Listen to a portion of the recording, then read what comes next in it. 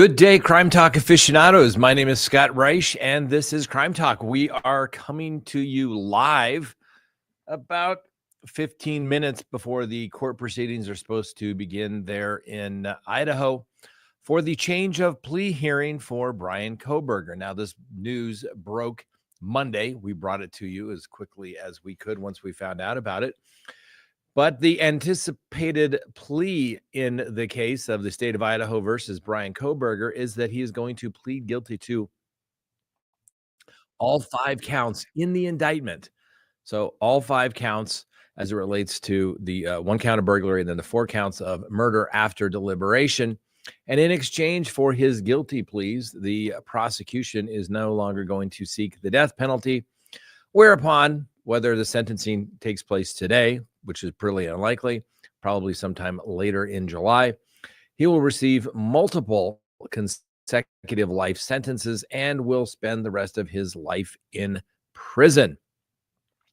So what do we anticipate today? Well, I'm curious to see whether they let old Mr. Kohberger dress out in civilian clothes for the last time that he'll be wearing civilian attire, or whether he's going to show up in his jail garb. Obviously, everyone will then enter the courtroom.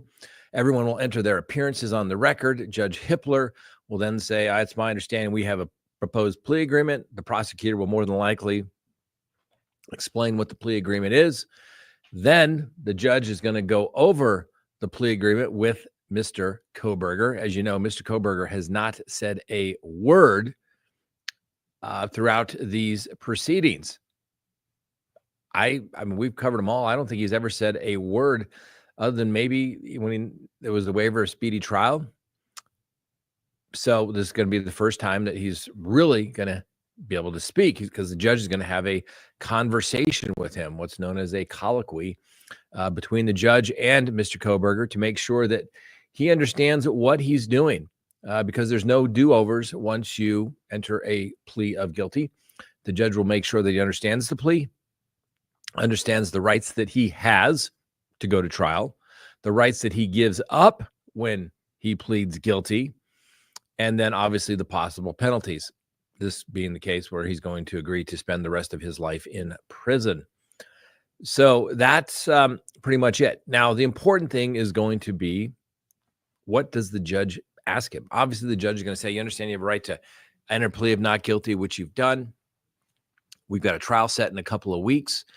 So if you don't want to go forward with this, we'll just proceed with that trial. All right. He's going to say, he's going to make sure that he understands his right to have an attorney at all stages of the proceedings, understands that he, at trial, he would assist in the seating of a jury with his attorneys. At the trial, he's allowed to confront and cross-examine all witnesses. The prosecution has to prove the case beyond a reasonable doubt unanimously to each juror, to each and every element of the offense. If they fail to do so, they should find him not guilty. If, however, on the other hand, the prosecution does prove their case beyond a reasonable doubt, then he should be found guilty. He'll explain to him that he does not have to present a defense. He never has to call any witnesses. He doesn't have to prove himself innocent. The burden always remains with the prosecution. The judge will explain to him that if he does want to call witnesses, that he has the right of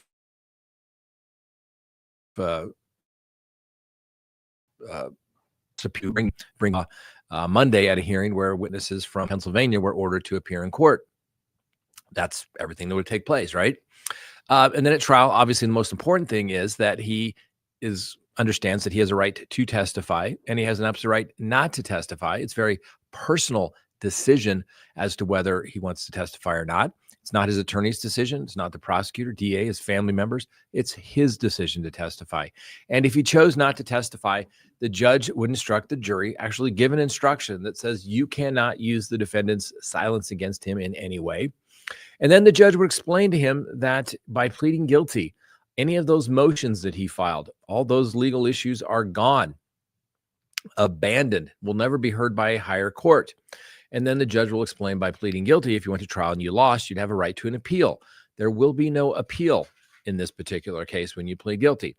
And so the judge will make absolutely clear, do you understand, Mr. Kohberger, that by pleading guilty, you're giving up all of your appellate rights, and you're giving up all those rights of making the prosecution prove the case beyond a reasonable doubt to a unanimous jury. The right to confront and cross-examine witnesses testify against you. There'll be no decision of whether you testify or not, and there will be no appeal. Knowing all of those things, do you still wish to go forward? Mr. Kohberger should say, yes, I do. All right. The judge will make sure that it is a knowing, voluntary decision on his part, no threats or coercion by anyone in which to plead guilty, and that he is doing this voluntarily. He'll make sure that he is satisfied with his attorneys as well. And the judge may ask, depending on, I've seen some judges in federal court say, I don't care what anybody says. I want to know, is there anything that you think your attorney should have done that they haven't? Sometimes judges delve into that quite deeply. I don't know what Judge Hippler will do. Obviously, I never appeared in front of him for a case, but I think it'll be no nonsense. Now, at some point, the judge, he needs to make sure that there's a factual basis for the plea. He could rely upon the court record, which would obviously include the indictment, any filings that were made under seal, anything along those lines, and say that he finds that there is a sufficient factual basis for the plea, finds that it's knowing, voluntarily made, etc., and then accept the plea. Or the judge could say, Mr. Kohberger, in your own words, tell me what you did, and go through each count. That way, it makes the plea bulletproof, and there's no doubt that he is the one. Bryan Kohberger, is the one that committed these crimes.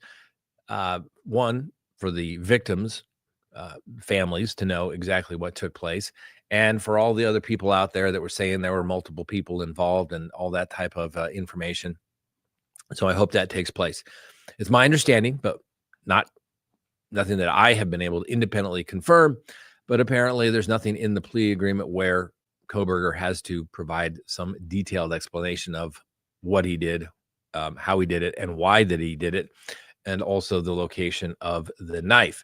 Not really required, but the judges could delve into that. You would think the prosecution would maybe want to have that information as well. But as far as we know, there's no requirement for this particular plea agreement. But hey, we will find out together the specifics when the judge begins the television feed from the courthouse there in Boise, Idaho, aka Ada County there in Idaho as well. So we will have to wait and see. That's the beautiful thing is about some of this stuff. We will find out kind of, all at the same time. It's like waiting for a jury verdict to come in. Everyone wants to know, what do you think is going to happen? I don't know. Now, let's say Bryan Kohberger gets cute and he waffles on his plea. Let's say he, doesn't want to admit something, doesn't want to admit all the elements of the offense to which he's been charged and which he's going to plead guilty to. Guess what? The judge could say, I'm not going to accept this guilty plea. If he doesn't think that he's innocent, I'm not going to take some sort of Alford plea saying, well, I'm not saying I did, I'm not saying I didn't, but I'm willing to accept the responsibility for it.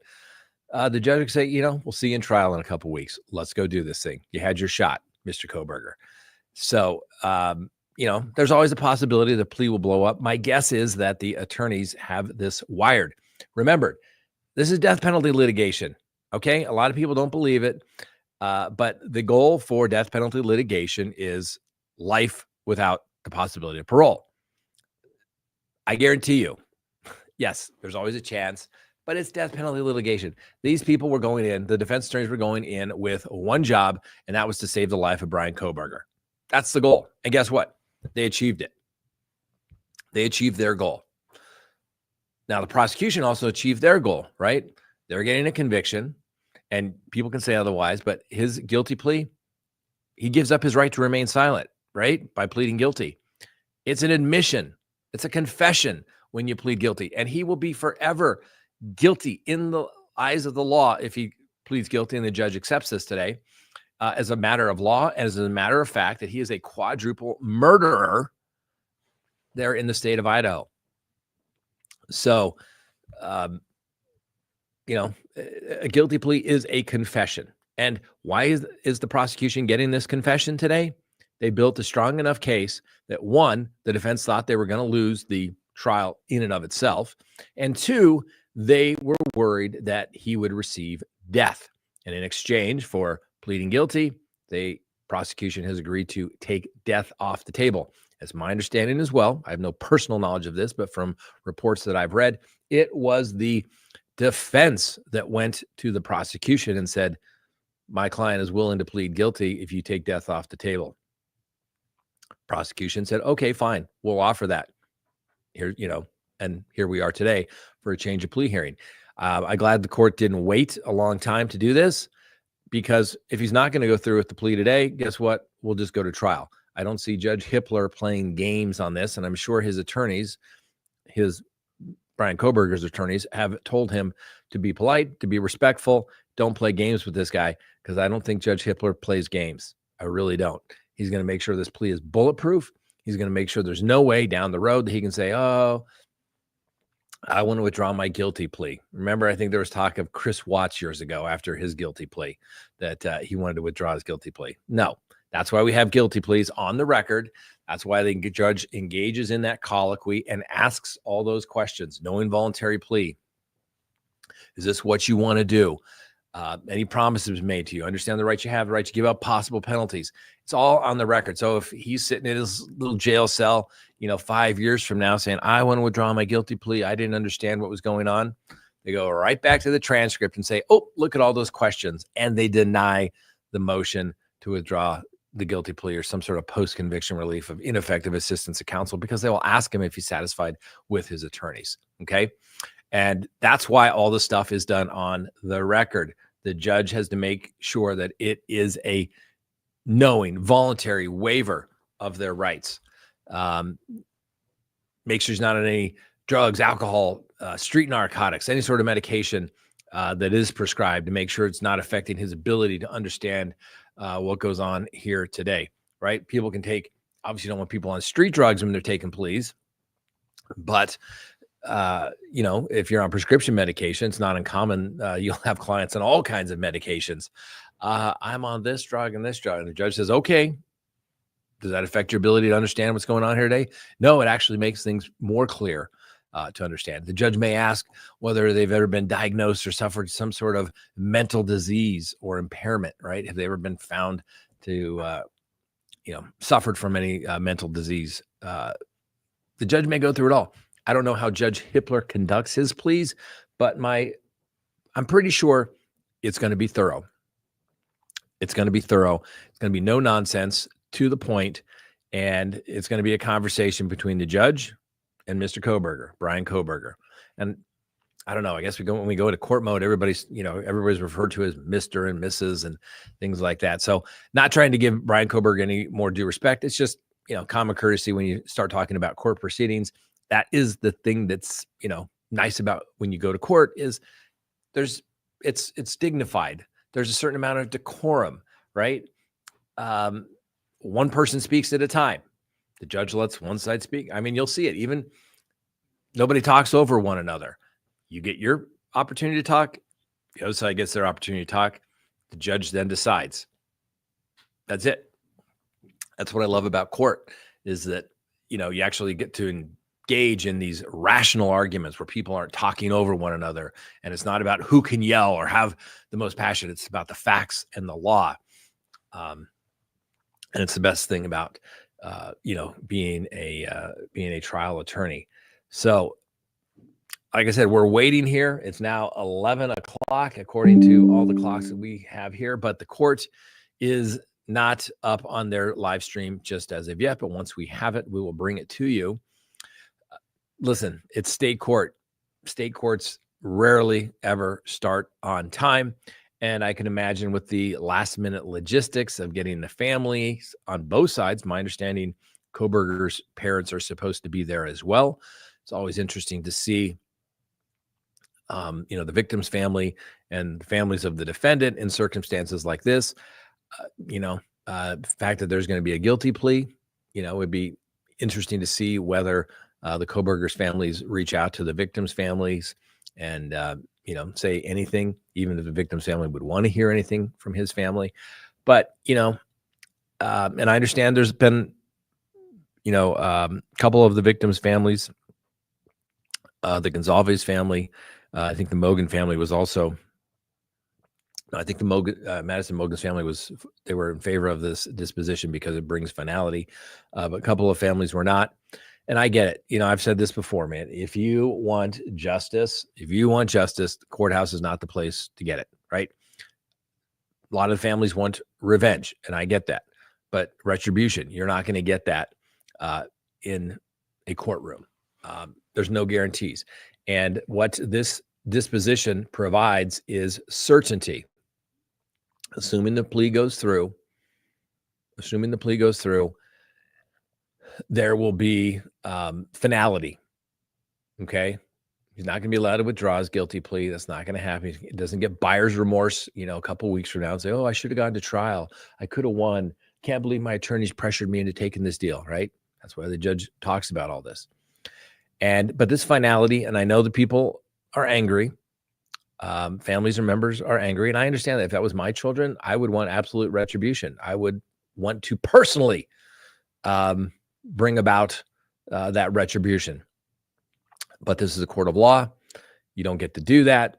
Death penalty obviously is about as close as you get, but then you have to deal with the uncertainty of legal challenges and appeals and habeas corpus proceedings and emergency pleas to state courts and federal courts to try and delay any death penalty if it is in fact imposed. And on average, you're looking for next 20 to 30 years of appeals. And with the finality of this, it will be over. He won't be able to do any of that. And I understand the family may not appreciate it now, but I've seen it on cases that I've handled that, got reversed on appeal. We had one not long ago. It was a homicide case. Frankly, thought we should have won, but they came back on second-degree murder and they filed habitual criminal charges against my guy. So he got 96 years. But the family didn't want to go through it again. And so we went from a 96-year sentence to basically credit time served for a negligent manslaughter, which, frankly, that's what the case probably was at the beginning. So, but the family didn't want to go through it. And I've heard, when they get that email or they get that letter in the mail stating, the defendant has filed this, the court has set it for a hearing, and it just brings back all of those emotions, right? And I'm not trying to say, this is like, oh, the victim's family should just get over it. I'm not saying that. Like I said, I could imagine losing a child, let alone losing a child in this particular manner. But hopefully it will allow for some finality and resolution for the families to continue to go through that grieving process. But that's what prosecutors want. Prosecutors want finality. They want certainty. Like I said, the defense goes to the prosecution saying, yeah, you're probably going to win a trial. We're conceding that. And you're probably going to get a death penalty. You never know. It only takes one. But, Michael is willing to plead guilty to everything straight up, right? So prosecutor says, well, believe we got a pretty strong case. But the sentencing phase, who knows? Maybe somebody hangs on to the fact that, Bryan Kohberger is this loner, introvert, low-end autism. Maybe they feel sorry for the guy. The family gets up there and, pleads for his life. And one person says, life. And so you've gone through all that for the same result. And you take away all the appeals down the road. It's a good disposition, I think, for both sides. Now, a lot of people aren't happy, but you usually know it's a good deal when neither side is happy. Obviously, Kohberger doesn't want to go to prison for the rest of his life, which he now will. And, people obviously would like to have Bryan Kohberger sent to death. It's not the perfect resolution for either side, but both sides get something, and both sides still go away a little unhappy. So it's more than likely a good deal. Why they don't. I'm just looking at some of the comments over here on one of the monitors. Yeah, there's not, listen, some of the comments have to do with uncertainty, right? Normally what you expect a trial to happen happens. I mean, it's just the way it is. The prosecutors have an ethical obligation not to go forward with the case if they don't believe that they could ethically prove the charges beyond a reasonable doubt, and they should dismiss, right? That's not the case here. There's more than enough evidence in this particular case for it to go forward. In my humble opinion, there was always more than enough evidence to go forward, and we don't even know the bulk of the information. I mean, there's some talk that the dog that was in the house, they found the dog hairs obviously in his apartment, like, gee, what are the odds that your DNA just happened to be on the DNA button here on the inside, and the dog's hair of a house that you said you've never been to, or intimated there's never been to, was it, right? It's a good resolution through and through. I'm still hopeful that once inside prison, justice will be served. I know it's terrible, but with a daughter entering college this fall, I'm still hopeful that once inside prison, justice will be served. That's from Pam. I guess that's alluding to the fact that, terrible things can happen sometimes, right? Look what happened to Dahmer when he was in custody, Jeffrey Dahmer. Terrible things happen. People slip on that soap in the shower there. You never know. It depends on where he goes for his time. Obviously, he's not going to be on death row, where he's going to be, maybe out 1 hour a day. He may get, who knows, he may get out to general population. It just depends on where they send him, and for his security reasons as well. So the other thing that maybe we'll find out, and maybe the prosecutors will find out, and maybe not necessarily find out today, but maybe in the future, what happened to the K-bar, right? What happened to the K-bar? Now, I've mentioned this many times. This is a K-bar that I got the summer of 1988, right after, graduating from boot camp from the Marines, because, right, the Marine Corps, it's a K-bar. It's for the Marines. They even got the little Eagle, Globe, and Anchor here on the sheath. I've been managing to hold on to mine for 37 years. And Bryan Kohberger can't hold on to his for 6 months, right? Loses the knife and he loses the sheath at this house. What were the odds? And that was always my take on this case. And some people are like, Scott, you don't know what you're talking about. You're right. After handling, can't even count the number of homicides I've handled, DNA cases that I've handled. Too many. But I can tell you this, jurors understand DNA. And unless Bryan Kohberger had a really good explanation, now his DNA got on a nice sheath that they can prove that he more than likely purchased months before, and it just happened to be under the body of Madison Mogen. Oh my goodness, that's pretty compelling evidence. And then the evidence of his car, his phone going off just coincidentally during the time. Like, what are the odds of all those coincidences, right? And the alternate suspect Hail Mary attempt that the defense tried to come up with was denied. We read you that order last Friday. And obviously that was, the motions hearings are always a defining moment, a watershed moment in a case. And here, where they denied the continuance, right? And judges like Judge Hippler don't play. They're like, you've had plenty of time. None of your arguments are meritorious. We're going forward. And then they're like, oh, it got very real. Got a motion to continue denied. Our Hail Mary attempt of alternate suspect didn't pan out. In fact, the judge basically said it was ridiculous. And you didn't even come close to presenting sufficient evidence to raise that. The best the judge said was, you can talk about what the investigators did or didn't do, but you're not going to be able to accuse anybody of committing a crime that they did not. It's a very tough legal standard to do. You cannot just accuse people of committing a crime unless you have basically proof that they did it. And that proof has to be so powerful that, probably raises reasonable doubt that maybe that person may have had something to do with it. And basically it should be so great that maybe the judge says you should probably go investigate that guy and charge them either as a complicit, co-conspirator, or maybe they acted alone and, dismissed the defendant's case. That didn't happen. So the other thing that we talked about when we were talking about on the live last night was the fact that there is a vindication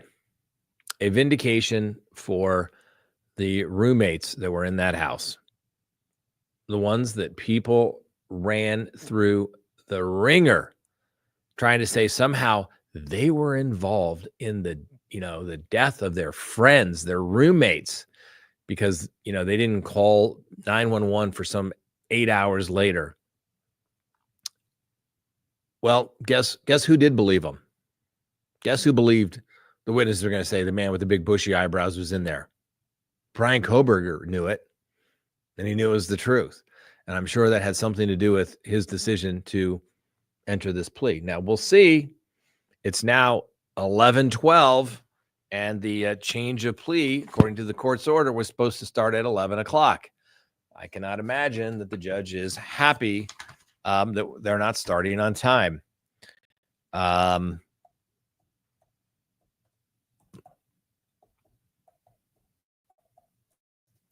we got the court feed up, and we ready to go, and it's still saying just waiting. So let's see. Got some super chats. Let's take a look at this. Now, remember, we don't ask or beg for super chats, but they do help us highlight that. This is Pam's question. I know it's terrible, but my daughter's entering college this fall. I'm still hopeful that once inside prison, justice will be served. We mentioned that one. And then Bushit, will BK have to let there was another one, BK, so I guess, GM, Scott, strong legal knowledge, excellent communication and analytical skills, a commitment to ethical practice. Thank you, sir. Thank you, GM Sid Sophus. Appreciate that. Hey, thank you for always keeping up to date. Riley B there. But the reality of it is listen, we started this channel. This is not my day job. Frankly, this is not a money-making operation in the sense that we're going to quit our day job. I can make in a day sometimes what we make an entire month doing YouTube, but that was never the goal. The goal was to be able to explain cases that was going on, explain what's going kind of on behind the scenes, the legal analysis, and frankly, I am even... It'll come to order. General Stephen Hitler, presiding judge. Oh, here we go, ladies and gentlemen. Let's do this. Quiet throughout this. This is a pause in the act. Oh, look, they dressed him up, guys. They dressed him up.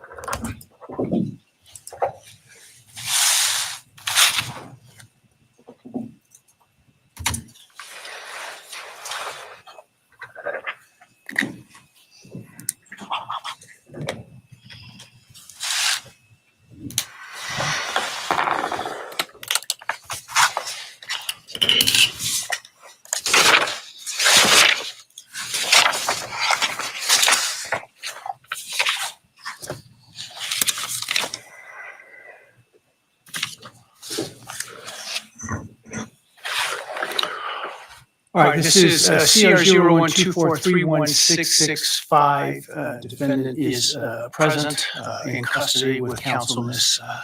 Thompson, Ms. Jennings, and Ms. Taylor, Ms. Massoff, and Ms. Barlow. State's present with Mr. Thompson, Mr. Horowitz, Ms. Jennings, and Mr. Nye is here as well. Am I missing anybody? I'm sorry. Allen is here as well. Allen is here as well. Very well, thank you. All right, we are here today to entertain a change of plea. Before I start, I want to address some issues of concern and otherwise. I appreciate everybody in attendance today being on their best behavior. Please, no outbursts or demonstrations. Any such conduct will result in immediate removal and may result in an inability to attend further court proceedings in this case.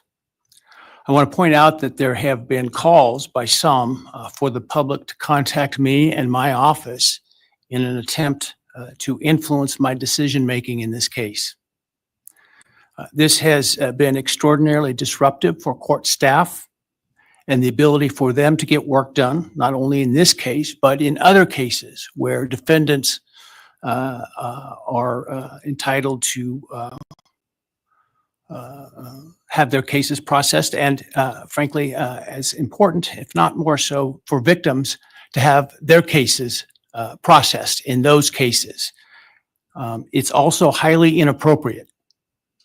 A court is not supposed to, and this court will never, take into account public sentiment in making an opinion regarding its judicial decisions in cases.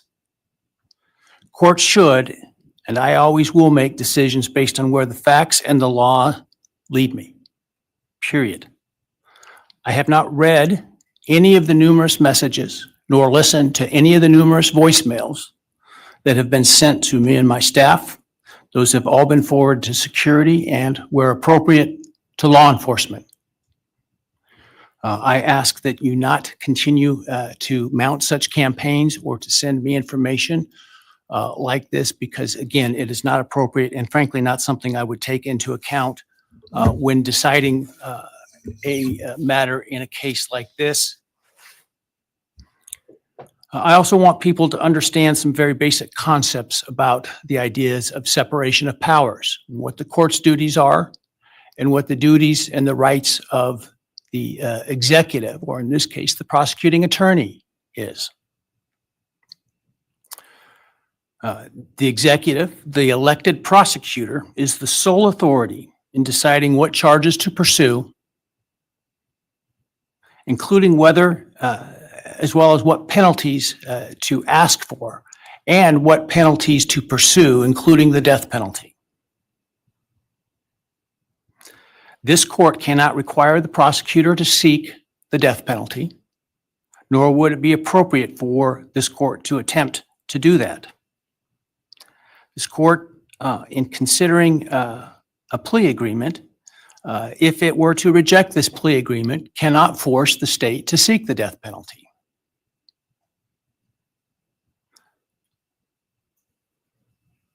My role and power in considering a plea agreement is extremely limited. My role is to ensure that the defendant's plea is given freely, voluntarily, and intelligently. If those things are met, I can only reject a plea, such as the one in this case, where I'm not being asked to agree to the sentence in advance. I can only reject it, for example, if the defendant does not meet or admit to all the elements of the crime. That is, I can ensure what is called a factual basis to the plea. Finally, I want to offer my apologies to all the families, including the victims' families, the families of the defendant, for the short notice for today's hearing, and I'm sure what must have been the hurried efforts to get here. I, like most everyone else, learned of this plea agreement Monday afternoon and had no inkling of it beforehand. Prior to that time, I was under the belief that this case was proceeding to trial, as had been indicated, and my staff and I were busy continuing to work on preparations to have potentially 10,000 citizens of Ada County come to jury duty starting in mid-July, with the questionnaire process in mid-July. It was, once I learned of the defendant's decision to change his plea in this case, it was important that I take the plea as soon as possible because of the extraordinary administrative efforts that were otherwise attendant to the process of this, getting this trial potentially underway on time, and including the significant process of bringing, again, potentially up to 10,000 jurors to come in and fill out juror questionnaires prior to the beginning of the voir dire process. And so it was important that we, if we're going to go down this road, do so expeditiously so that we can avoid those costs and expenses associated with that. Otherwise, if it was not going to result in a plea, or if for some reason the plea were to fall through today, that we could continue diligently towards trial at the time specified. And so that obviously required that we act quickly. And so some folks may have not had the amount of time that we would otherwise allow for them to travel here. And so, again, I apologize for that. I want to make people aware that during the hearing, if you are to leave the courtroom for any reason, you will not be readmitted during the hearing. Also, when we finish the hearing this morning, I ask that the public and media wait in their seats until the victims' families and the defendants' families and others are escorted out of the courtroom before you start to leave. Finally, I want to acknowledge the trial court administrator and her staff, the Ada County Sheriff, and the Ada County 4th District Marshal Service for the huge lift that they've accomplished in preparing for and orchestrating this hearing today, as well as to all the security attendant today that you see, and some of whom many of whom you don't see, with less than 48 hours notice. And so I appreciate the hard work that they've been doing. Frankly, some of them while they were on some vacation prior to the trial starting and had to call that short. And so I appreciate very much their professionalism and dedication. All right. That said, let's move to the business of today. I understand the state and the defense have reached a plea agreement in this case. For the record, I have a written plea agreement which indicates in sum, the defendant will plead guilty to all 5 counts in the indictment: burglary, felony, and first-degree murder, 4 counts.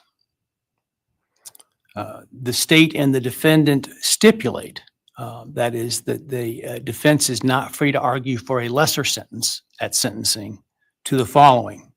The defendant on the burglary charge will be sentenced to 10 years fixed, and that the defendant on counts 2 through 5, the 4 counts of first-degree homicide, on each count would receive a fixed life sentence, all 5 of those counts to run consecutive to one another. Defendant plea agreement waives his right to appeal, as well as his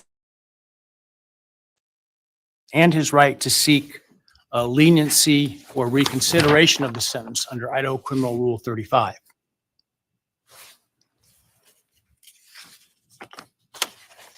This is not a Rule 11 agreement, meaning the court is not bound by the plea agreement and could impose a different lawful sentence at sentencing.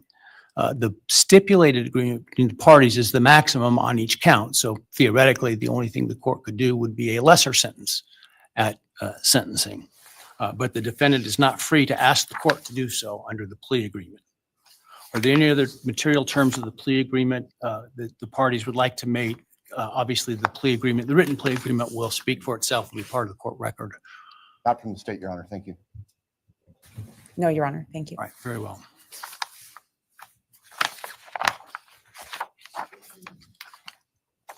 All right. Ms. Taylor, have you had sufficient time to discuss this case and all of its ramifications with your client? I have, Your Honor. Have you discussed fully with him his rights, defenses, and possible consequences to him of the guilty plea? Yes, Your Honor. Have you been able to do all the discovery you feel necessary? Yes, Your Honor. And have you informed your client of the importance of providing the court truthful and accurate answers in taking this plea today? I have.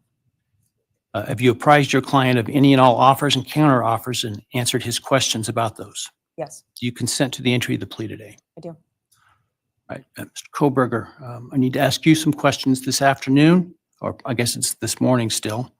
I do this to ensure that so that I am assured that you understand the nature of the charges to which I understand you're going to plead guilty, as well as the possible consequences to you of your guilty pleas. I want to make sure your plea is given voluntarily, and I want to make sure that you actually committed the crimes to which you're pleading guilty, because I don't want you to plead guilty to a crime you didn't commit. If you attempt to plead guilty today, but for some reason I don't accept your plea, then it is possible that your statements today could be used against you later at trial. Do you understand that? Yes. All right, thank you. And now, while you're standing, actually, why don't you take the oath from the clerk? Do you solemnly swear or affirm that the testimony you shall give in the matter not pending before this court shall be the truth, the whole truth, and nothing but the truth, so help you God? Yes.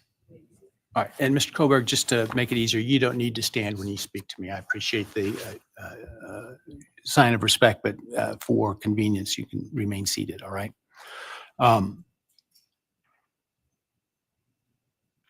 Before I start asking you questions today, have you consumed substantive questions? Let me ask you, have you consumed any alcohol, drug, or other intoxicating substance that would impair your ability to understand or exercise reasonable judgment? No. You feel like you are thinking clearly today? Yes. All right, I want you to understand what the possible penalties are for each of the crimes to which I understand you're going to offer a guilty plea today. They include, on count one, the burglary, a fine of up to $50,000 and a period of incarceration of up to 10 years in the state penitentiary. You may be required to pay restitution to any victims of the crime. Count 2, 3, 4, and 5 for first-degree murder. The consequences include a fine of up to $50,000, a period of incarceration of life imprisonment, which is a requirement of a sentence, that it be a life sentence with a mandatory minimum sentence of at least 10 years on each of those counts. In addition, you would be potentially responsible for a fine of up to $5,000 to each of the victims of your crime, to be enforced in the form of a civil judgment, to operate as additional punishment. This is in excess of any restitution or fines that the court could order. And again, you may be required to pay restitution to the victims of the crime. You would be required to provide, as to counts 1, 2, 3, 4, and 5, a DNA sample and a right thumbprint impression, and potentially pay for analysis of those samples. You would lose any right to possess, purchase, or carry a firearm, the right to serve on jury duty, the right to hold public office, and the right to vote. Do you understand the charges and all those possible consequences? Yes.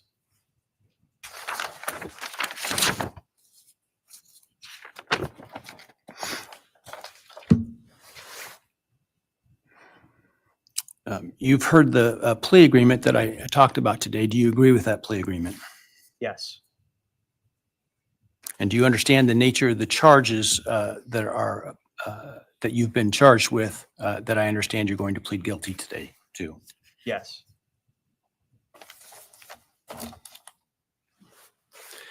As I indicated, I'm not bound by the plea agreement, but the plea agreement is for the maximum on each count.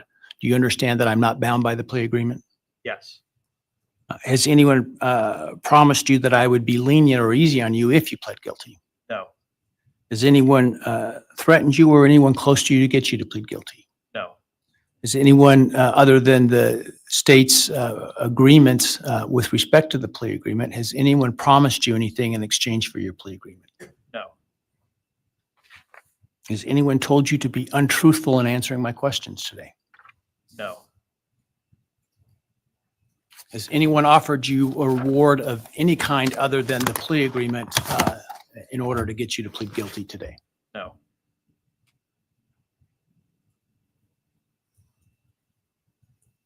Are you pleading guilty because you are guilty? Yes. And counsel, obviously there have been a number of motions filed to suppress evidence in this case. Other than those filed, are there any other motions that you felt were available with respect to Rule 12? No, Your Honor.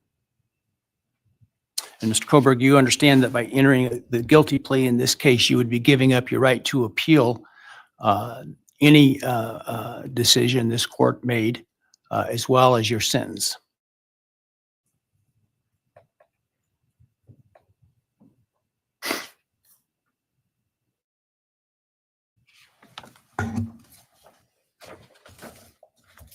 Have you had enough time to decide whether or not to plead guilty? Yes. Are you pleading guilty freely and voluntarily? Yes. Given your choices, do you believe it's in your best interest to plead guilty? Yes. Have you discussed fully the matter of pleading guilty with your attorney, and are you satisfied with the advice you've received? Yes. Has your attorney advised you to your satisfaction about what your rights are, what your defenses may be, and what the possible consequences to you of your guilty plea are? Yes. Has your attorney done everything you've asked them to do? Yes. Are you satisfied with their representation of you? Yes.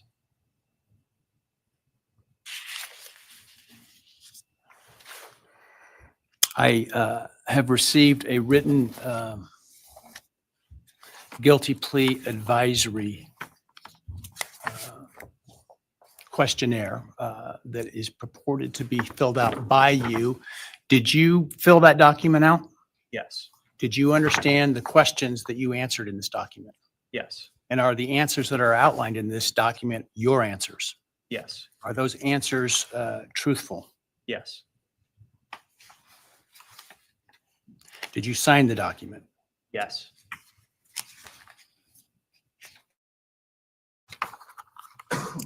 And this document outlines many of the rights that you have in this case.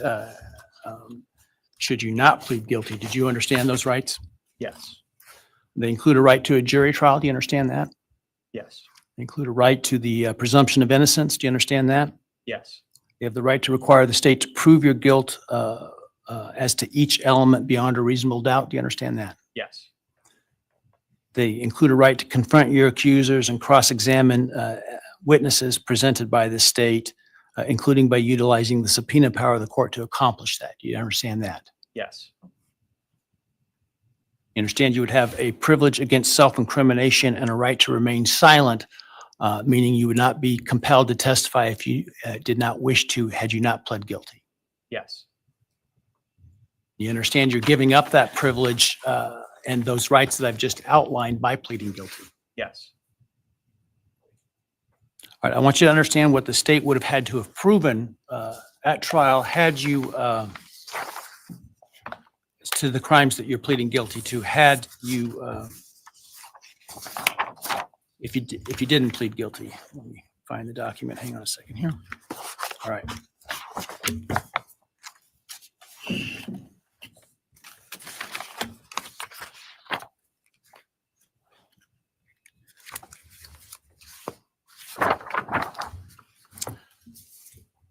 So as to count one burglary, the state would have to have proven that on or about November 13, 2022 in Latah County, Idaho, you unlawfully entered a residence located at 1122 King Road in Moss, intent to commit the felony crime of murder. As to the state would have had to have proven that on or about that same date in Latah County, Idaho, you did willfully, unlawfully, deliberately, with premeditation and malice aforethought, kill and murder Madison Mogan, a human being, by stabbing Madison Mogan, from which she died. As to count three, the state would have had to have proven that on that same date in Latah County, at that same address, you did willfully, unlawfully, deliberately, with premeditation and malice aforethought, kill and murder Kaylee Gonzalez, a human being, from which she died. As to count four, the state would have had to have proven that on or about that same date in Latah County, Idaho, you did willfully, unlawfully, deliberately, with premeditation and malice aforethought, kill and murder Xana Kernodle, a human being, by stabbing her. And then as to count five, also murder in the first degree, that on or about November 13th, 2022, in Latah County, Idaho, you did willfully, unlawfully, deliberately, with premeditation and malice aforethought, kill and murder Ethan Chapin, a human being, by stabbing him, from which he died. Do you understand those things the state would have had to have proven? Yes. And you understand that by pleading guilty, the state no longer has to prove those things because you're admitting those things are true. Yes.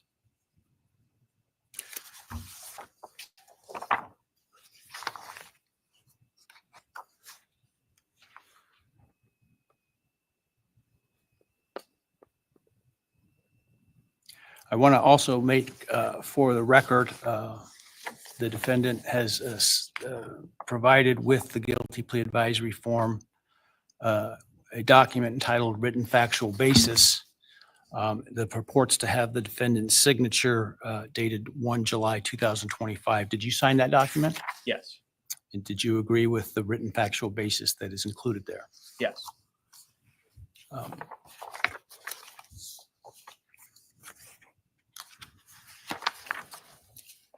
And then let me ask you, did you, on November 13th, 2022, enter the residence at 1122 King Road in Moscow, Idaho, with the intent to commit the felony crime of murder?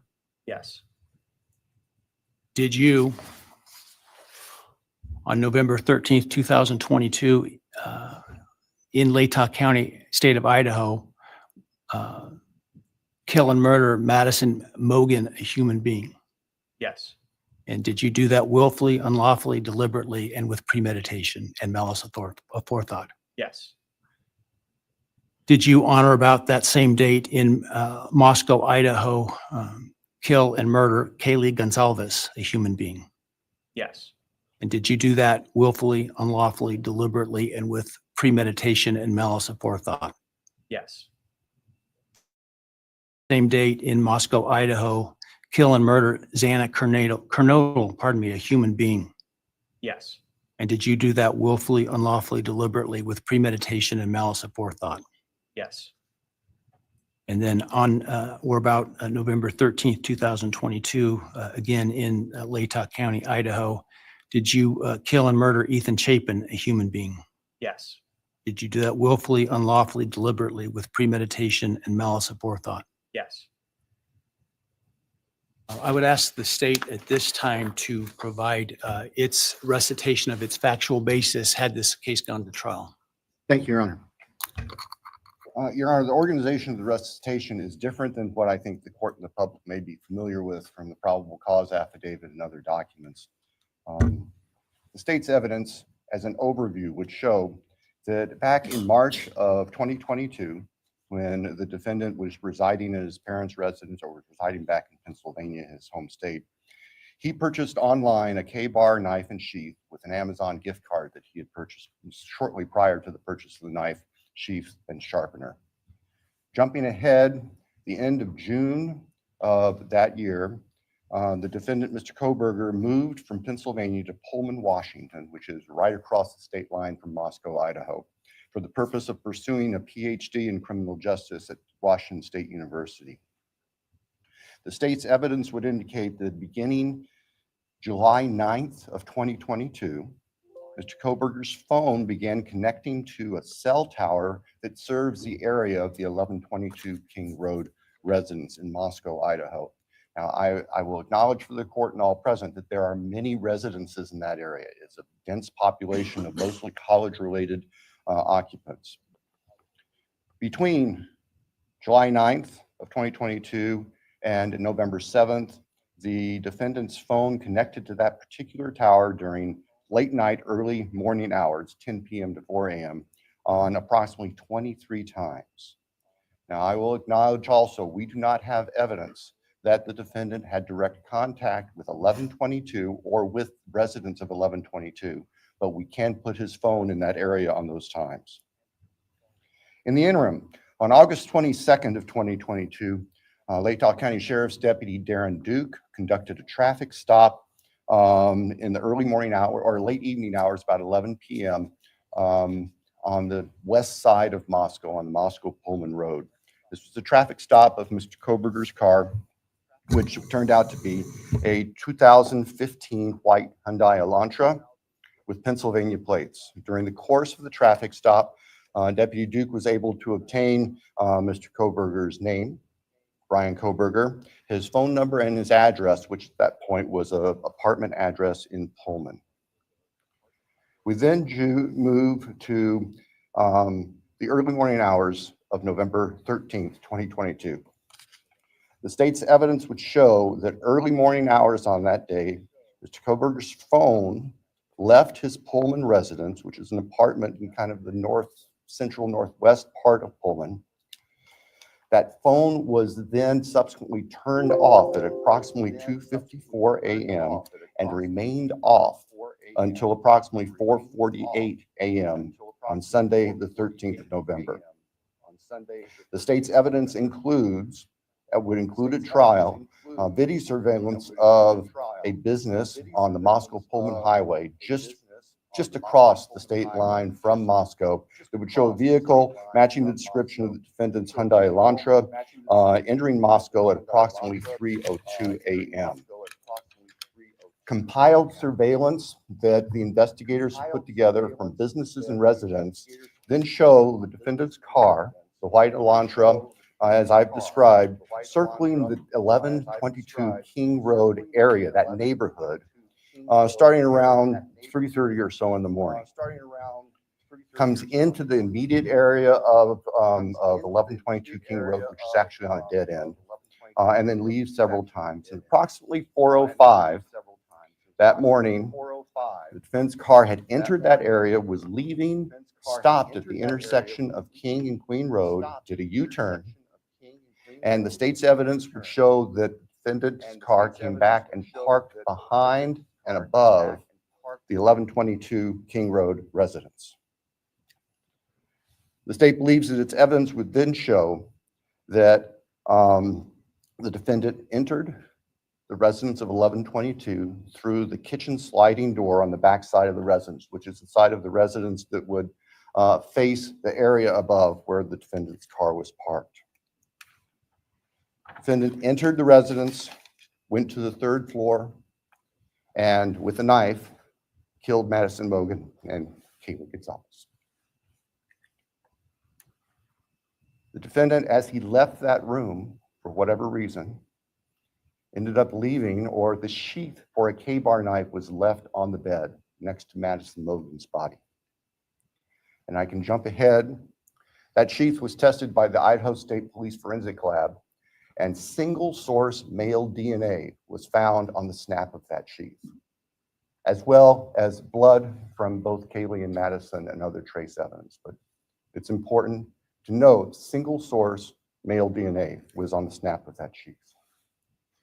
The state's evidence would show that Xana Knodel was still awake at this time. In fact, had taken a DoorDash order not long before this started. Her room was not on the third floor. It was on the second floor on the west side.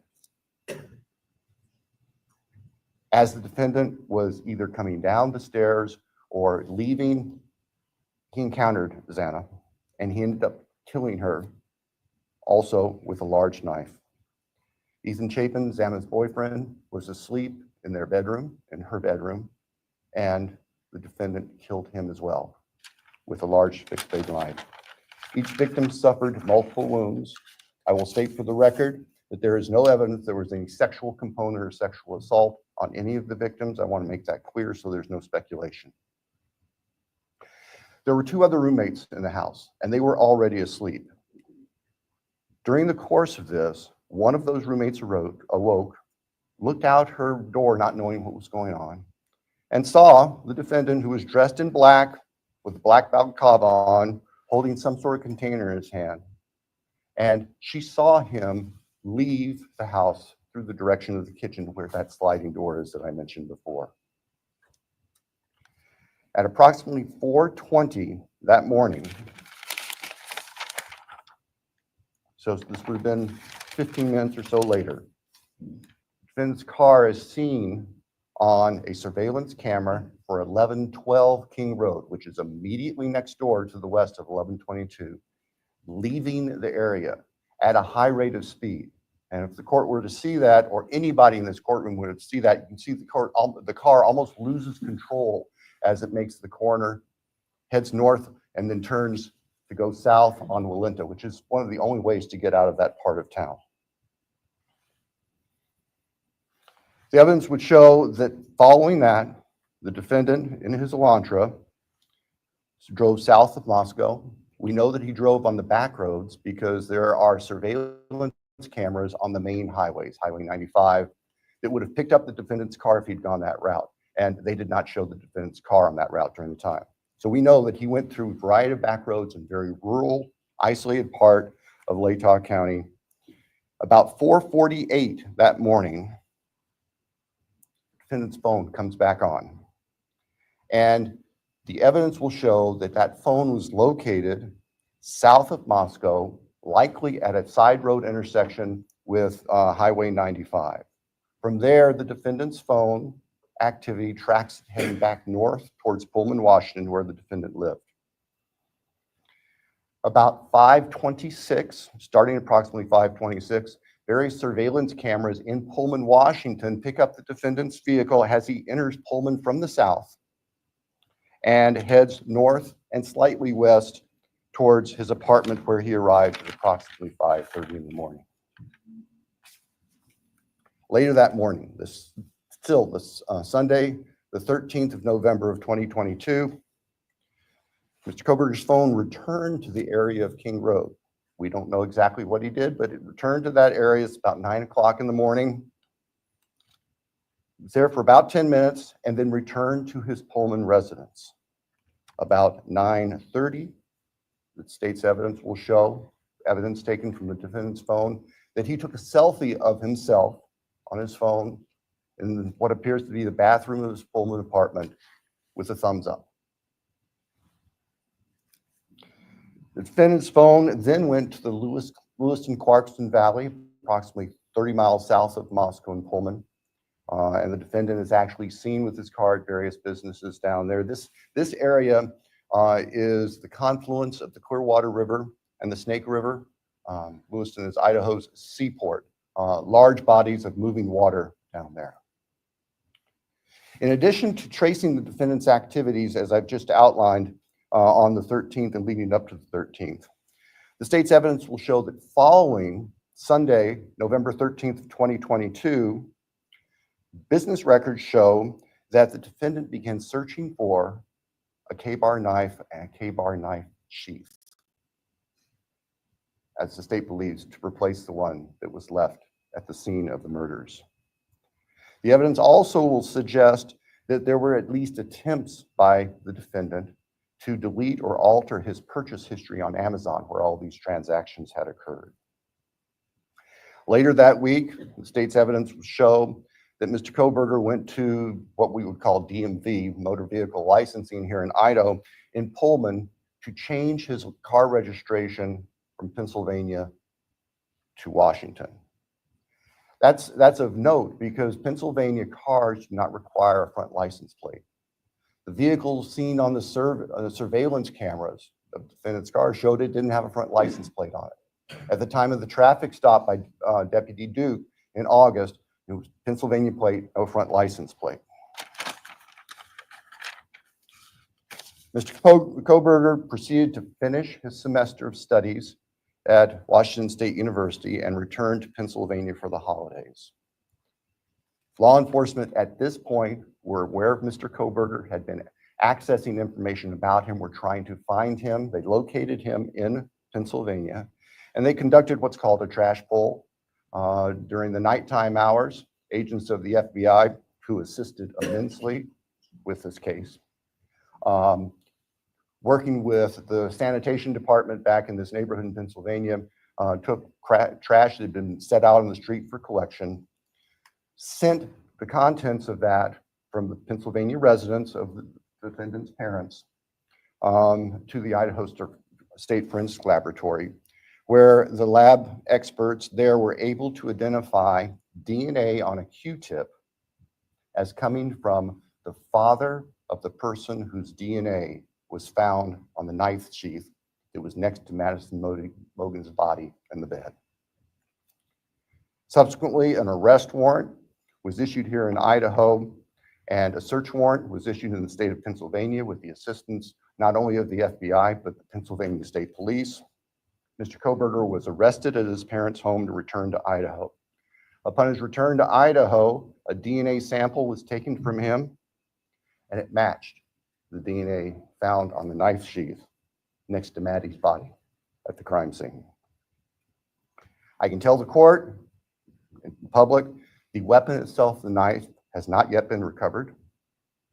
I can tell the court that the defendant's apartment in Pullman was searched, as well as his office. Spartan would be a kind characterization. There was virtually nothing there. Nothing of evidentiary value was found. And of course, we are now talking 6-8 weeks after the time of the killings. In Pennsylvania, the defendant's car was seized, and it was actually pretty much disassembled internally. And it also had been cleaned. There was a bucket of cleaner right beside it. I think we can all look to our own cars, you know, in those compartments in the doors. You can try to keep them clean where you put stuff. There's always some degree of crud in there. They were spotless. The defendant's car had been meticulously cleaned inside. And the state would present to the jury that that was part of the defendant's plan in covering up this. The defendant has studied crime. In fact, he did a detailed paper on crime scene processing when he was working on his pre-doctorate degrees, and he had that knowledge and skill. So, Your Honor, at the end, the state submits that the evidence that I've given just a quick overview of, and that to present in court would consume weeks, which the state is prepared to do and has been prepared to do, would show that as the defendant has just admitted and pleaded guilty on November 13th, 2022, excuse me, Mr. Kohberger entered the residence of 1122 King Road in Moscow, Idaho. He did that with the intent to kill.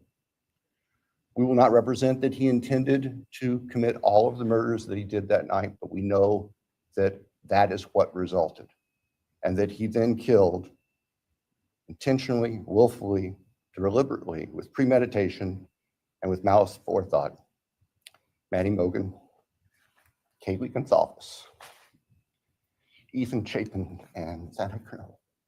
Thank you. Thank you.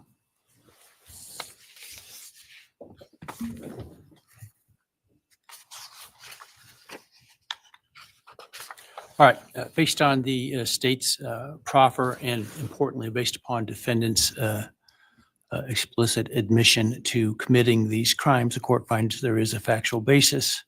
Therefore, with respect to count 1, burglary, felony, how do you plead, Mr. Kohberger, guilty or not guilty? Guilty. As to count 2, murder in the first degree, as it relates to the murder of Madison Mogen, how do you plead, guilty or not guilty? Guilty. As to count 3, as it relates to murder in the first degree for the murder of Kaylee Gonzalez, how do you plead, guilty or not guilty? Guilty.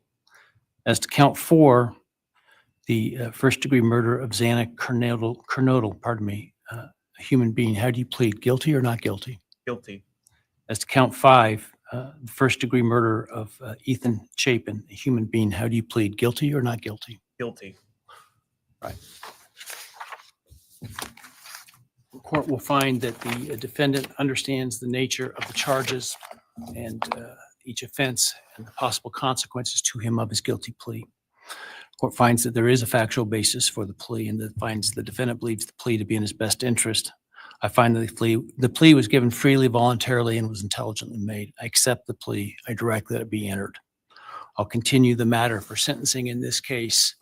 I think it was mentioned on the call Monday afternoon, the defense wishes to waive a pretrial investigation. Is that accurate? Yes, Your Honor. The state also? Yes, Your Honor, the state does not believe pre-sentence investigation is needed given the evidence that is available. We want to, though, make sure that all of the victims have the opportunity to make statements to the court at sentencing. Absolutely. And certainly both the state and the defense may present whatever sentencing memorandum and other documents you wish me to consider. The victims will be given an opportunity to provide the statements that they wish to at sentencing. Do we need more than one full day for sentencing? I do not believe so, Your Honor. Obviously we have numerous victims, and we have victims who share unique perspectives on this, and we want to make sure that they all have time to express their feelings to the court. But I believe that if we can start perhaps 8:30 or so in the morning, that we should be able to complete it all in one day. Defense agree with that in terms of the time frame? Yes, Your Honor. All right. So as it happens, we have some time reserved in this case in July and August. The week of July 22nd is available. I don't know if that's too soon for the parties or the next week, the week of August 4 is available. Any preference? Your Honor, we're prepared as soon as the court wants to schedule it. The state, I believe, would be prepared on the 22nd. We've told the victims' families that we're looking at approximately those dates. All right. So because of the plan to bring in so many jurors to fill out questionnaires, I had ordered that no other trials could take place in this courthouse the week of July 22nd. And so we will use that in terms of the sentencing date because of what I'm sure will be the significant interest of the media and the public and the logistics that will be required to make that happen. Without trials going, it'll be a lot easier to do that. So let's pick that week. Why don't we pick July 23rd with the idea that if for some reason we don't finish, we could continue into the 24th. We'll start at 9 in the morning. Does that give your team enough time, Sandra? 9 in the morning? All right. Any concerns with that date? No, Your Honor, thank you. No, sir. All right.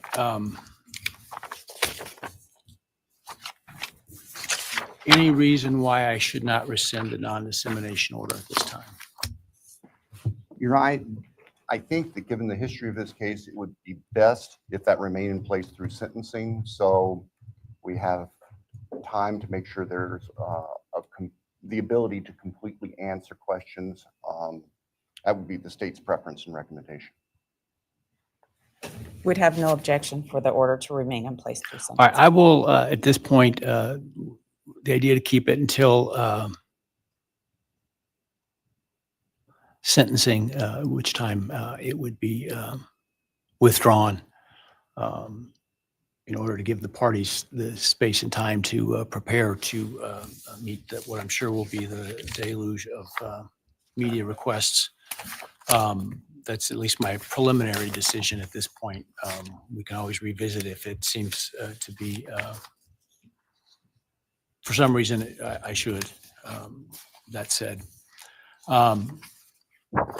obviously, I don't think the defendant, a bond was ever set for the defendant.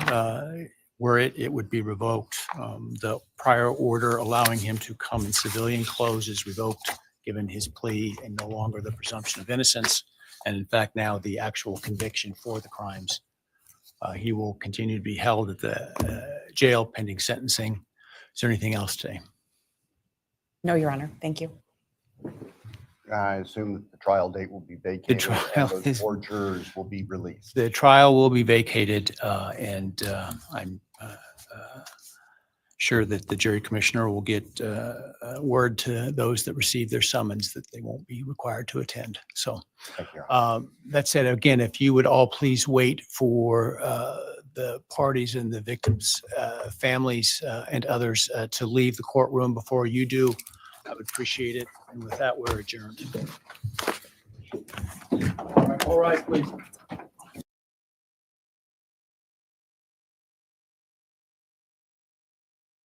There you have it. Bryan Kohberger pleads guilty to all counts and admits on the record that he went into the residence there at 1122 King Road on November 13th of 2022 with the intent to commit murder therein. He also pled guilty that he, with malice aforethought and after deliberation, killed Madison Mogan, Kaylee Gonzalez, Xana Kernodle, and Ethan Chapin. Now, what's going to be interesting, and hopefully it'll be filed shortly, is the Rule 11 paperwork, the plea paperwork that was there, because there will also be an additional factual basis for what took place. Now, we did hear the prosecutor lay out the evidence as to what they believed would prove his guilt beyond a reasonable doubt. Obviously, Mr. Kohberger agreed with that factual recitation because he pled guilty. And he also believed that he would more than likely lose at trial. And there was a good chance that he would be convicted to death. As part of his plea bargain, obviously, he gives up any appellate rights, any request for any type of reconsideration or leniency anywhere down the line. He'll receive 4 consecutive life sentences plus a mandatory 10-year sentence for the burglary count. The court is not bound by the sentence in this particular case. However, there's a stipulation agreement that Bryan Kohberger will receive the maximum sentence. So there's nothing the court will do, and there's no way that the court is actually going to impose a lesser sentence. No way at all that would happen. So sentencing has now been set for July 23rd at 9 a.m. They also have July 24th set aside if the sentencing statements go longer. Obviously, that will be interesting, and we'll bring it to you live as well, because we're going to hear the victim impact statements. We're going to hear from the parents, the family, the friends, police officers that were involved in this particular investigation. It means nothing in the sense that it's not going to change the sentence to be had, but it gives the victims the opportunity to express the absolute heartbreak that these people have suffered by their children, their daughters, their son, being murdered in cold blood while they slept. And,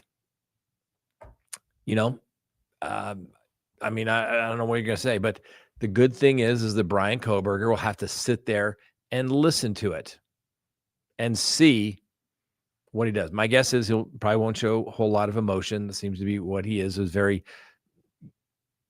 yes, today. But that's fine. That's the way guilty pleas are supposed to go.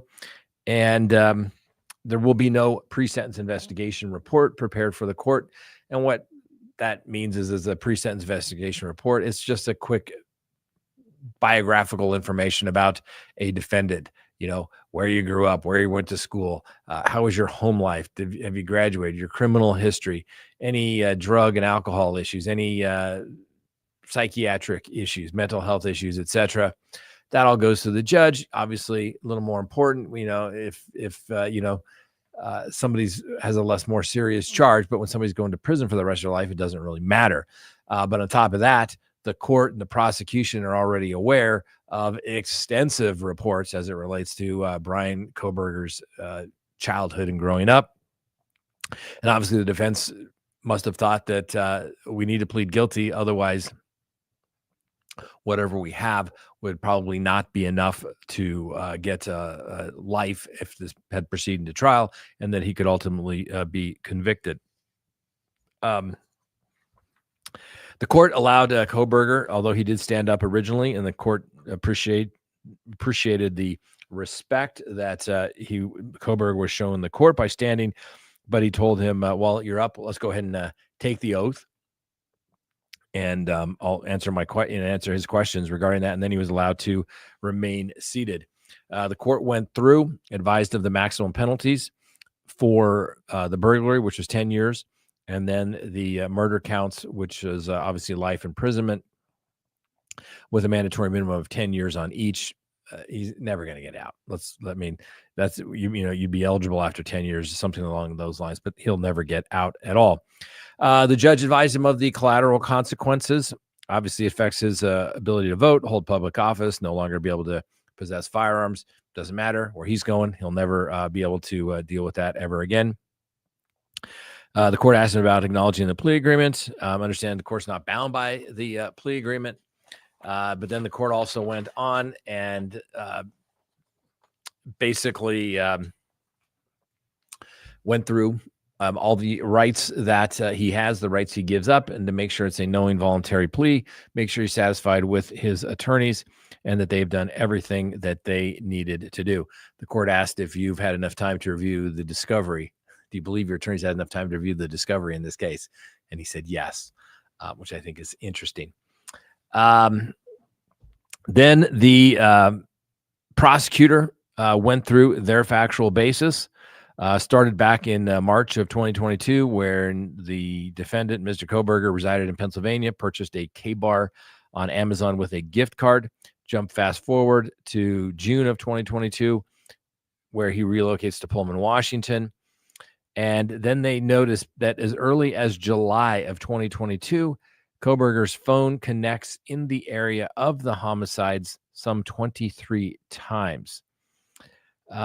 Doesn't look like he ever had contact with the victims, so he's just being weird and creepy, stalking around, and obviously picked somebody he didn't like, or for whatever reason, and said he was going to go in there and kill them. By his own words, he's guilty, guilty, guilty, guilty, guilty, guilty.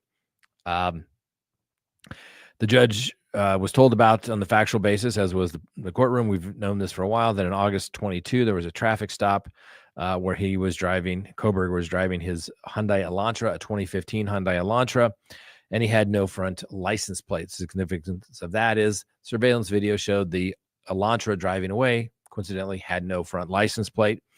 But then he ultimately tried to get the car registered in Washington, where you have to have a front license plate after the homicides. The prosecutor went through and said that their evidence at trial would show that in the early morning hours, he left Pullman, Washington to go to the residence. At 2:54 a.m., his phone was off until 4:48 a.m. Surveillance video shows him entering Moscow at about 3:02 a.m. And then the car circles the house in that neighborhood. And at 4:05, a car entered, apparently stopped and did a U-turn, parked next to the 1122 King Road, where the defendant then entered through the kitchen sliding door, proceeded to the third floor, where he killed Madison Mogan and Kaylee Gonzalez, leaving the sheath next to Madison Mogan, where there was a single source DNA on the snap of the K-bar, along with blood from both victims. Apparently, Xanacronodal was on the second floor, encountered Bryan Kohberger, whereupon he then killed her. And then he went to the bedroom where Ethan Chapin was and killed him as well, where he was sleeping. All the victims suffered multiple stab wounds. And like I said, most of them were killed while they were asleep. The roommates saw nothing. And or the roommates saw him and heard him. And at 4:20, defendant's car is on surveillance camera leaving at a high rate of speed. The prosecutor said that it literally was like he almost wrecked. He was going through that quickly. Following that, he returns to leaves Moscow via the back roads, makes his way back to Pullman because there was no surveillance of him driving on the main highway on the way back. At 4:48, the defendant's phone comes back on, and just south of Moscow at a side road intersection. Then on to Pullman, Washington, and at 5:26, cameras in Washington get him coming into Pullman about 5:30. But like they always do, return to the scene of the crime, right? Just like they always say, they always return to the scene of the crime. He goes back to Moscow and checks out the scene, like what's going on? Police been called. It's weird, right?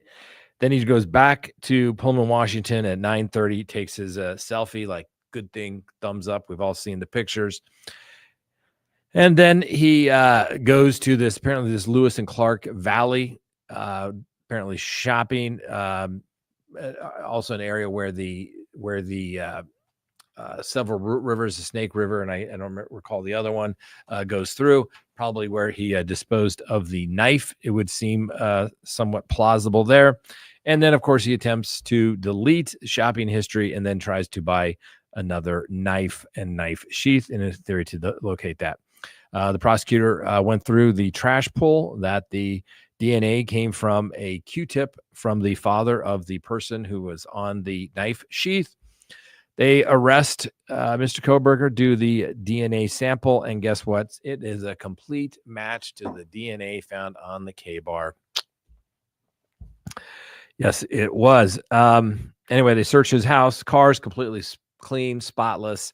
Obviously, this is some 6 weeks later, but the car was meticulously cleaned, and they believe that shows from his previous education that he was familiar with it, and that was part of the plan to cover up the scene. The DA became quite emotional when he described the victims' names, when he said that Kohberger went into the house with the intent to kill. The judge then asked, based upon the factual basis that was submitted with the guilty plea paperwork, on the record, how do you plead as it relates to count one, the intent to go into the home with the intent to commit murder, burglary, right? The entering of a dwelling of another without permission, unlawfully to commit a crime therein. That's a burglary. And then Kohberger said guilty. Count two, the death of Madison Mogan after deliberation with malice aforethought. Kohberger said guilty. Kayla Gonzalez, count three, murder after deliberation, malice aforethought, guilty. Count four, Xana Kernodle, murder, malice aforethought, guilty. Ethan Chapin, murder, malice aforethought, guilty. Then, like I said, we go to sentencing. It'll be July 23rd. The judge did order, though, when he's in sentencing, he will not be in his street civilian attire. He's no longer entitled to the presumption of innocence, and therefore he will be in jail garb. He never had a bond, but the judge made it a formality to he's no bond hold, obviously. And the judge did request or ask the parties, and both sides agreed to keep the non-dissemination order in place until after sentencing, so there's not a distraction and everything. But that should be the time where we'll be able to hopefully be able to get a copy of the discovery and get a little more detail was out there. Although I think we've hit the high points, the prosecutor has hit the high points. So yeah, there it is, ladies and gentlemen. Guilty, guilty, guilty, guilty, guilty, right? 1 count of burglary, 4 counts of murder, spend the rest of his life in prison, maximum sentence consecutive to one another. Unlikely he will ever get out of prison. And now he has to hear the victim impact statements for all of the victim's family when we come back on July 23rd. And should take a day, but he's going to have to sit there and listen to that and how it's affected them. You know, they'll probably be called a horrible human being, but hey, you've committed quadruple murder without any sort of legal justification. You're not exactly a good guy. Let's get for real here. And as we talked about, there's some people out there need to do some hard looking. Listen, I'm a defense guy, right? Been doing criminal defense for 30 years, ladies and gentlemen. I root for the defense, right? I get it. But you got to be intellectually honest when you look at these cases. This is not like it's some team or soccer match that you're going to. And, this is my football team. They're right or wrong. No matter what, we're always going to be rooting for them. To look at these cases, you have to be intellectually honest with yourself and the evidence and say, wow, they've got some pretty compelling evidence. I do not know how many people told me that I was such a freaking idiot. I didn't know anything about trying a criminal case. I didn't know anything about DNA evidence. They had no evidence against Bryan Kohberger. They had nothing. And then he pleads guilty. I mean, and the judge, the introductory comments by the judge, I've never seen a judge do that before. Let's talk about that very quick. I was taking notes because I want to make sure I got it. But he came out and he said, here's what's going on, right? And he basically made it quite clear that do not, because apparently there were lots of, pro Kohberger people that thought it'd be a good idea to reach out to the court to somehow try to persuade him to not take the guilty plea because they all knew Bryan Kohberger was innocent. And the judge clearly stated, guess what? He is not going to be swayed by public sentiment. That's a sign of a good judge. That's a sign of a good judge. A judge is going to call balls and strikes, make his decision based upon the facts and the law, and that's it. Mob mentality doesn't dictate what takes place in a courtroom, ladies and gentlemen. And I'm glad the judge said that, right? The only thing that matters, not some crazy tinfoil hat theory of why people think that, somebody is innocent. It depends on what you can actually prove. Doesn't matter what you believe, only matters what you can prove. And the judge said he was not going to be swayed or taken into public sentiment. In fact, he said all of the recordings of people that were called there have been turned over to the appropriate authorities. And in some cases, my guess is where there were some threats made by some idiot, that it was turned over to the police. Like, who in their right mind would think it's a good idea to try to threaten a judge to not take the guilty plea of a defendant that says he wants to plead guilty? What world are some of these people actually living in? And we talked about it. The evidence in this case, the people, we talked about how these roommates were run through the ringer, that they were somehow involved or participated in these killings. Completely false and untrue. And those people should apologize to every one of those people, and they should do it publicly. They really should. And the alternate suspect people that they said they were trying to do, where they were throwing out these names. Unbelievable. Don't get me wrong. I love a good defense case. I do. I love winning trials. But you got to do it legally and ethically and within the legal limits. Okay.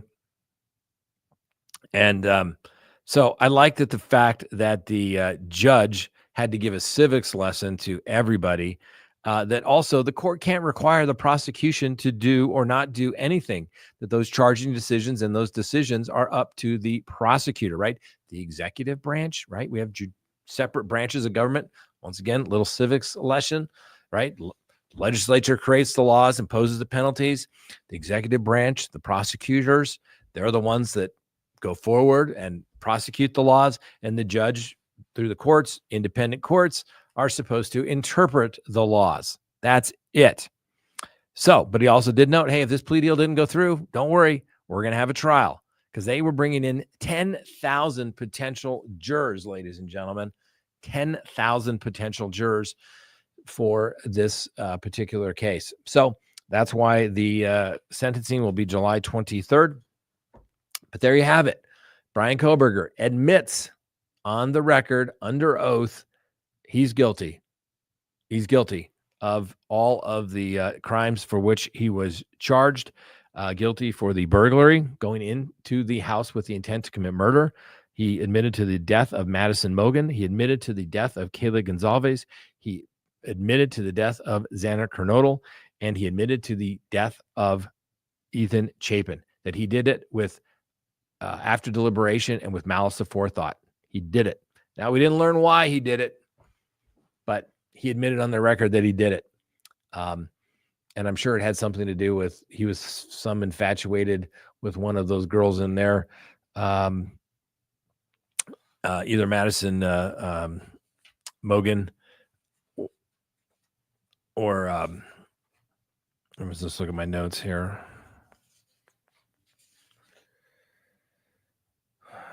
I just want to make sure, it was something weird. They said they have no idea that there was any sexual nature, but it was weird and creepy. Let's face it.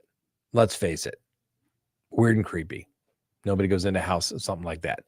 So, all right. Let me see if I can take a quick look, make sure I answer any of these super chats.